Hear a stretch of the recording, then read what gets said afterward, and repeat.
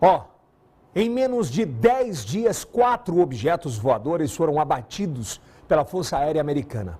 3 deles eram OVNIs e o último foi derrubado próximo da fronteira com o Canadá. Agora, ambos os governos fazem buscas para encontrar os destroços. Mas, afinal, o que são essas naves, né? São ocupadas por extraterrestres? E se forem, o que eles querem com os seres humanos? Nós vamos conversar agora com o escritor e pesquisador em ufologia, Juliano Posati, para saber detalhes desse assunto. Ô Juliano, seja bem-vindo aqui aos mais de 1 milhão de amigos do Bom Dia. Obrigado pela participação com a gente. É um assunto... Bom dia, obrigado. É um assunto que quando a gente fala, né, todo mundo para ouvir, porque tem muita essa curiosidade. Afinal de contas, o que eu lembro bem, Juliano, que algum tempo atrás a gente não conseguia identificar muito objetos não identificados, porque até a qualidade de câmera é muito ruim, né? Hoje a gente tem cada um no celular, você consegue fazer imagens e tal. Mas, afinal de contas, o que são pelo menos esses últimos 4 acontecimentos? Objeto voador não identificado, ele envolve um range de possibilidades muito grandes, porque, entre aspas, qualquer coisa que voa e qualquer coisa que a gente não sabe o que é e que está voando é um objeto voador não identificado. No caso, a ufologia acabou utilizando muito disso porque começou a perceber que muitos desses objetos tinham tecnologia, velocidade, realizavam manobras e coisas na nossa atmosfera que nós não tínhamos a menor possibilidade de reproduzir com a tecnologia terrestre. Então, logo, o objeto voador não identificado ficou bastante associado a veículos que são de fora do planeta Terra. E aí você tem toda uma pesquisa em torno disso. Agora, o que nós estamos vendo nos últimos 4 dias é uma verdadeira confusão semântica, né, na minha opinião. Por quê? Porque os Estados Unidos não querem dizer exatamente o que é, mas aquela, entre aspas, neurose coletiva do exército americano saiu derrubando uma série de objetos. Alguns deles já foram identificados como balões meteorológicos, outros não. E aí utiliza-se o termo OVNI, nesse caso, para que não se faça uma acusação, não se crie ainda mais uma tensão internacional desnecessária. Mas nós estamos falando de fenômenos, entre aspas, diferentes, que têm em comum uma coisa, né, Vasconcelos? Um orçamento de defesa que hoje está na casa de 858 bilhões de dólares para 2023. Quer dizer, um país que aprova um orçamento de quase 1 trilhão de dólares em defesa, ele precisa mostrar serviço. Verdade. Basicamente, o que nós estamos vendo é isso. E aí fizeram uma matéria, né, sobre o caça que foi, quantos milhões, quanto ele custa por minuto, né? Acho que 30 mil dólares por minuto, salvo engano, se eu estiver errado. E é mais ou menos isso mesmo que você falou. Para quem recebe, tem que provar o trabalho, né? Tem que provar o trabalho e, na verdade, assim, o que a gente observa, agora do ponto de vista também da ufologia, assim, por décadas e décadas e décadas, o governo norte-americano, ele estimula, ele cria uma espécie de neurose, de medo na população, no sentido de... Pare e pensa para você, assim, os últimos filmes que você viu que tinham extraterrestres, eles eram bonzinhos ou ruins? Mouse. Era só porrada, é pancadaria, é invasão, é gente sendo abduzida, cidade sendo destruída. Isso cria no imaginário coletivo um medo. E o medo é uma ferramenta de manipulação de massa. Então, o que eles estão fazendo nesse momento, com toda essa confusão, é continuar sustentando essa política de medo, essa política de nada pode entrar no nosso espaço, estão ameaçando a nossa soberania, estamos sendo invadidos. Cara, se fosse uma tia minha falando isso, ia falar, nossa, essa mulher tá meio louca. E no fundo, o que a gente tem é uma política que reforça constantemente o medo e a insegurança. Porque quando eu tenho medo e insegurança, o que é que eu faço?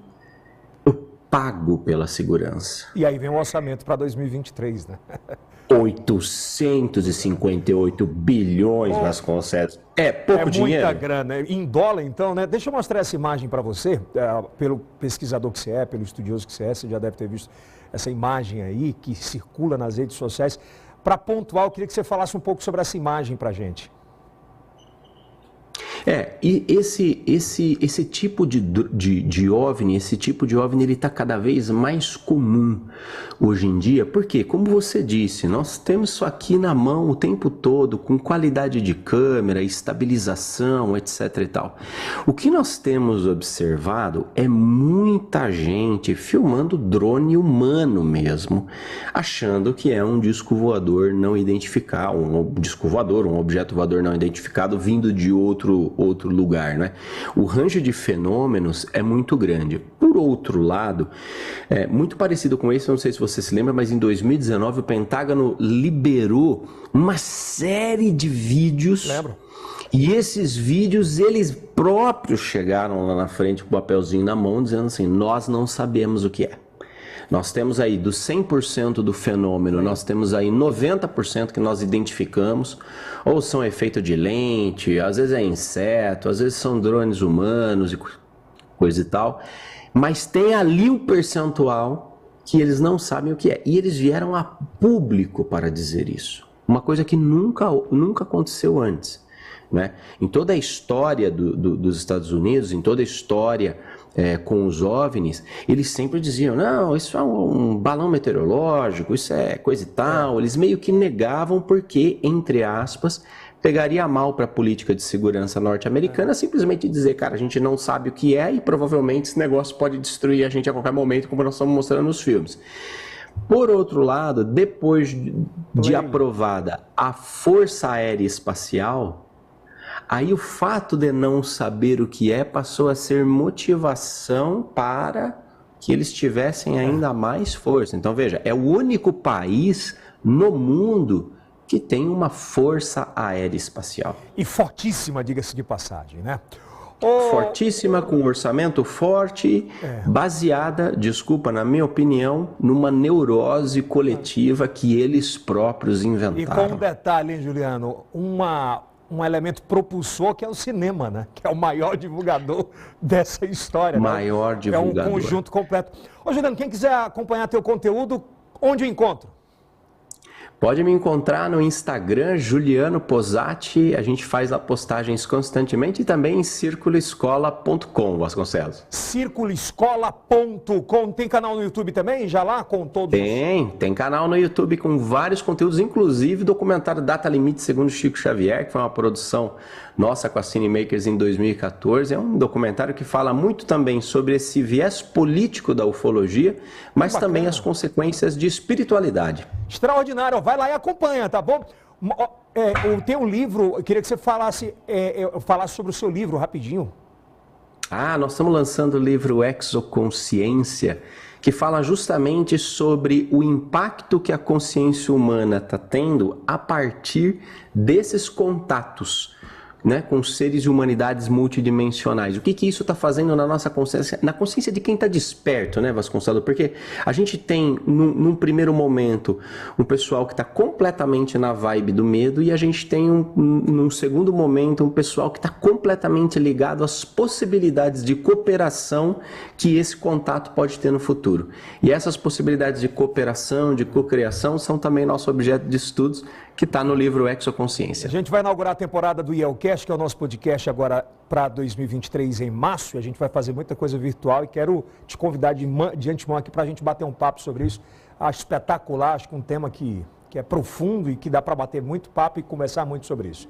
Tá bom? Forte vale abraço. A pena. Obrigado. Abraço, bom dia. Aos coritibanos, aquele abraço também, forte abraço. Está aí. Pangaré, tá vendo?